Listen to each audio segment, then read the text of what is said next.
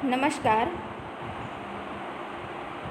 आज हम कक्षा 9 विषय हिंदी में पद्य 1 आराधना यह पद्य देखेंगे, जिसके अंदर है जो कवि हैं उनका नाम है बसंत बाटप, जिनका जन्म 1922 और निधन सन 2002 में हुआ था। हमारे ये जो पद्य है उसका नाम है आराधना। आराधना का अर्थ होता है कि प्रार्थना। एक गुजराती में एक सुविचार है कि प्रार्थना ए आत्मानो खोराक छे, यानी कि प्रार्थना है जो वह हमारी आत्मा की खुराक है। जिस तरीके से हम अपने तन को स्वस्थ रखने के लिए नए नए व्यंजन और पौष्टिक खुराक लेते हैं, उसी तरीके से हमें हमारे मन को स्वस्थ रखने के लिए नित्य आराधना या प्रार्थना करनी होती है। बराबर। जो प्रार्थना के जो शब्द हैं वो दिल से निकलते हैं, जिसके अंदर हम किसी की और की भलाई की प्रार्थना करते हैं, अपने विकास की प्रार्थना करते हैं। बराबर। चलो, तो यहाँ पर बसंत बाटप जी की एक आपको पद्य के रूप में एक कविता है, एक प्रार्थना है, वह हम पढ़ेंगे। तो ये जो प्रस्तुत कविता है वह मराठी के वरिष्ठ कवि बसंत बाटप की मराठी रचना का हिंदी अनुवाद है। यानी कि यह जो कविता है वह बसंत बाटप जी ने मराठी भाषा में लिखी है, किंतु यहाँ पर हम उसकी हिंदी अनुवाद की रचना जो है वह हम अभ्यास करेंगे। तो इस कविता में कहा गया है कि मानवता और बंधुता के प्रति प्रेम ही सच्ची पूजा है। मनुष्य के आपसी भेदभाव समाप्त हो, लोगों में लोभ और बैर भाव ना रहे, सब एक दूसरे से प्रेम करें, सब में सहयोग की भावना हो, लोग एक दूसरे का दुख महसूस करें। इस प्रकार इस कविता में कवि ने सत्य, शिव, सुंदर और विश्व बंधुत्व की भावना व्यक्त की है।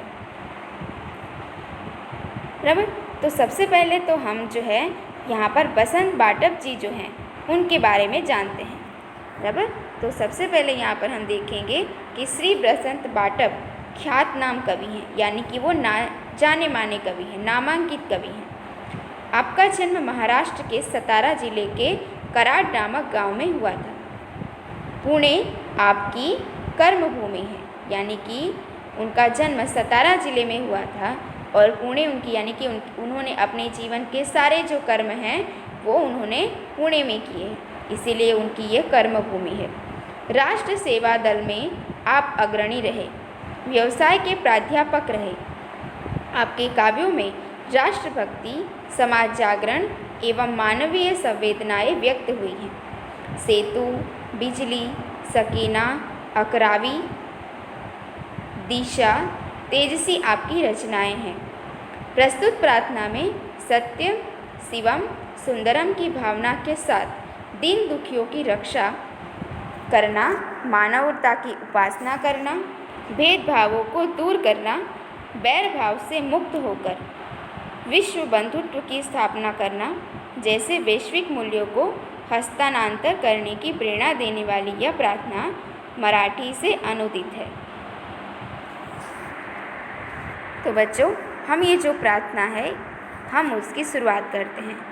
बराबर। तो सबसे पहले है यहाँ पर जो पहला हमारा पैराग्राफ है, देह मंदिर चित्त मंदिर एक ही है प्रार्थना। तो कवि जो है वो ईश्वर से यहाँ पे प्रार्थना करते हैं कि शरीर और मन में सत्य, शिव और सुंदर की आराधना हो, लोग सच्चाई के मार्ग पर चलें, उनके मन में सुंदर विचार आए और सब एक दूसरे के हित की बात सोचें। यानी कि देह, यानी कि जो हमारा शरीर है वो मंदिर की तरह पवित्र हो, हमारा जो मन है वो भी मंदिर की तरह पवित्र हो। लेकिन ये कब होगा कि जब हमारा मन, शरीर किसी और की अच्छाई के बारे में सोचेगा, किसी के विकास के लिए कार्य करेगा, ना कि किसी की बुराई करेगा, और ना ही किसी की निंदा करेगा। तभी हमारा मन और शरीर पवित्र हो सकता है। और कवि जो है ईश्वर से अपने शरीर और मन की इसी तरीके से यानी कि मन और शरीर को मंदिर की तरह पवित्र बनाने की प्रार्थना करते हैं। आगे है, दुखियारों का दुख दूर हो जाए, यही है मन कामना। दुखियारों का दुख जाए है यही मन कामना। वेदना को परख पाने जगाए संवेदना। दुर्बलों के रक्षणार्थ पौरुष की साधना। कवि कहते हैं कि दुखी लोगों को दुख से छुटकारा मिले और लोग एक दूसरे की पीड़ा का अनुभव करें। दुर्बलों की रक्षा के लिए शक्ति और साहस का उपयोग हो। हमें कुछ और सोचने की ज़रूरत नहीं, किंतु हम आज के समय को ही देखते हैं। आज जो हमारे पूरे विश्व में वैश्विक महामारी जो फैली है, वो एक हमारी परीक्षा ही तो है, क्योंकि हम आज के इस टेक्नोलॉजी के युग के अंदर हम अपनों से बहुत दूर जा चुके हैं, बराबर। और शायद कुदरत ने हमें हमारी वही वापस जो हमारे बीच में जो विश्व बंधुत्व की जो भावना थी वही जगाने के लिए यह एक हमारे ऊपर एक कष्ट डाला है, हमारी परीक्षा कर रहे हैं वो, बराबर। तो यही समय है कि हम अपने अंदर वो वापस वो प्रेम, बराबर, वो एक सद्भावना जगा सकें और हम एक दूसरे के दुखों को दूर करने की प्रार्थना करें, बराबर। एक दूसरे की जो वेदना है, उनके दुख है, उनको परखें, उनको जानें और उनको दूर करने की कोशिश करें और उनके लिए अपने मन में संवेदना जगाएं, बराबर। और दुर्बल जो व्यक्ति जो कमज़ोर हैं उनके काम आए, ऐसी शक्ति भगवान से मांगे और यही हमारी प्रार्थना होगी। आगे, जीवन में नवतेज हो, अंतरंग में भावना, सुंदरता की आस हो, मानवता की हो उपासना। शौर्य पावे, धैर्य पावे, यही है अभ्यर्थना। यानी कि सबके जीवन में एक नया प्रकाश, नई चेतना हो, सबके हृदय में सुंदर भावनाएं हो, सबके मन में सुंदर आशाएं हो और सब मानवता की पूजा करें। सभी लोग शौर्य और धैर्य प्राप्त करें, यही प्रार्थना है।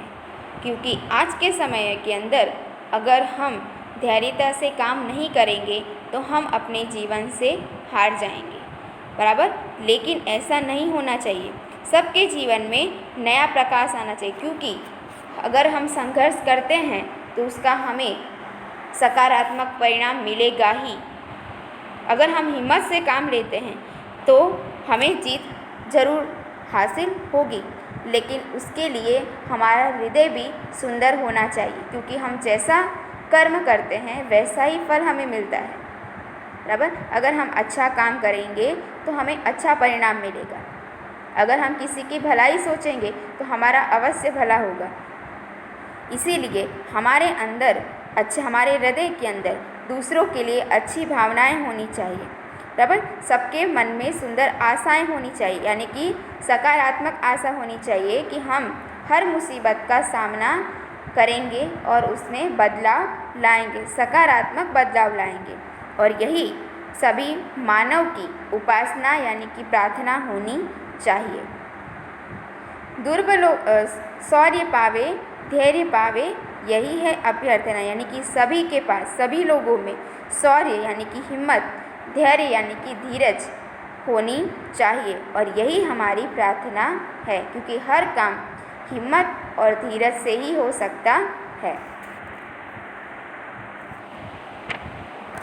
भेद सभी अस्त होवे, वैर और वासना, मानवों की एकता की पूर्ण हो कल्पना। मुक्त हम चाहे, एक ही बंधुता की कामना। यहाँ पर कवि प्रार्थना करते हैं। कवि की इच्छा है कि मनुष्य के बीच सारे भेदभाव समाप्त हो जाएं, किसी की किसी से दुश्मनी ना हो और लोगों की बुरी इच्छाएं नष्ट हो। सभी मनुष्य एकता का अनुभव करें। हम स्वतंत्रता और बंधुता की कामना करते हैं। हमारा भारत जैसा जो देश है बराबर, उसके अंदर प्रेम भावना कूट कूट कर भरी होती है। एक दूसरे के प्रति लगाव, मदद की भावना कूट कूट कर भरी होती है। लेकिन किंतु ये आज के टेक्निकल युग के अंदर लोगों के अंदर हम दूरियां बढ़ती देखते जा रहे हैं।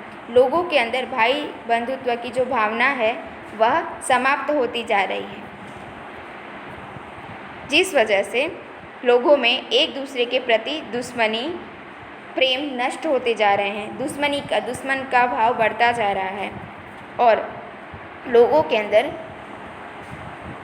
एक दूसरे से बैर भाव, बदले की भावना बढ़ती जा रही है। थोड़ी थोड़ी सी बातों पर भाई, एक रक्त संबंधी भाई भी एक दूसरे के दुश्मन बनते जा रहे हैं और सब सिर्फ अपना यानी कि मतलब का एक विचार सबके लोगों के मन में आता जा रहा है। तो इसी सभी ये जो नकारात्मकता है इन्हीं को दूर करने की आओ चलो हम प्रार्थना करते हैं कि मनुष्य के बीच में ये जो सारे भेदभाव हैं, ऊंच नीच के भेदभाव हैं, रंग भेद हैं, नस्ल के भेदभाव हैं, वो सब हम दूर करें, क्योंकि हम एक ही भारत माता की संतान हैं, बराबर इस पृथ्वी की संतान हैं।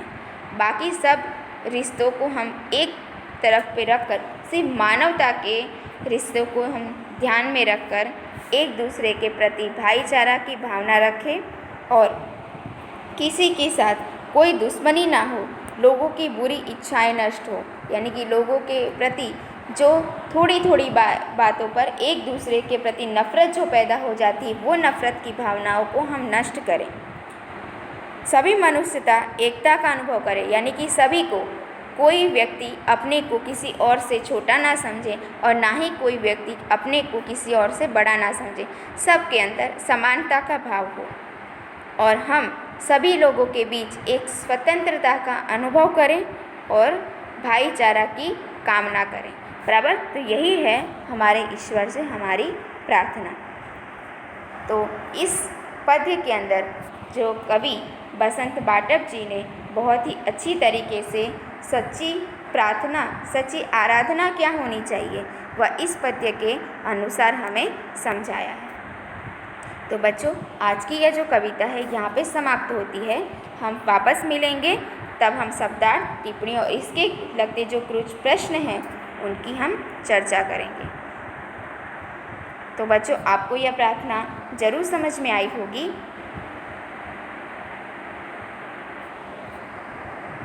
धन्यवाद।